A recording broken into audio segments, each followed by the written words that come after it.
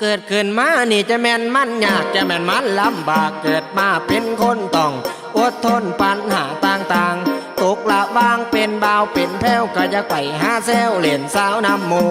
อยากมีคู่นำเขาเดอาโพดโซกาเกิดมาศาสตร์นี่คือสิบ่ได้สี่ดอกครับโตผมเพราะว่ามีข้าลงไปเบ้าสุยเบ้าใส่พัดแต่ใหญ่เข้าโรงเรียนมากับว่ามีไผนาพ่อเกี่ยวพ่อมากขั้นหน้าหักเขาก็บ่สนเพราะว่าเฮาเป็นคนเกิดมาบ่รอจะสิไปเขียนต่อไปมักคนใดข้องหัวใจโสดสิ่งจริงแท้จะมันแย่เกิดมาเป็นกูอย่าสิเป็นเด้อสู้มันอุกมันอังลังเรือนางกอดเข้าโซกาเห็นเข้ามาจับแจมเดินคู่โตโหลดอยู่เพียงหนึ่งคนเดียวโหลดบ่มีไผเลี้ยวเห็นหอดกะงอนเดินมาตั้งแต่ก่อนทำบาปเป็นมาเอานกเอาขาปากข้างปากคู่ทนอยู่แบบคนเดียวได้เขาตายล่ะก็สร้างหัวมันนี่ล่ะชีวิตของฉันกิจวัตรประจำวันเล่นเกมแจ้ซิง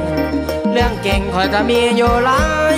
มากมายความสามารถมันยาวไม่เป็นแต่เรื่องจีบสาวบ่ฮู้สิก้าวว่าไงใจอายส่วนหลายชีวิตผู้บ่าวมีคู่กินข้าวดูหนังด้วยกัน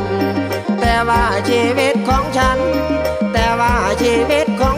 มันแสนลำพันไม่มีคู่เคียงไกลแสนลำพันไม่มีคู่เคียงไกล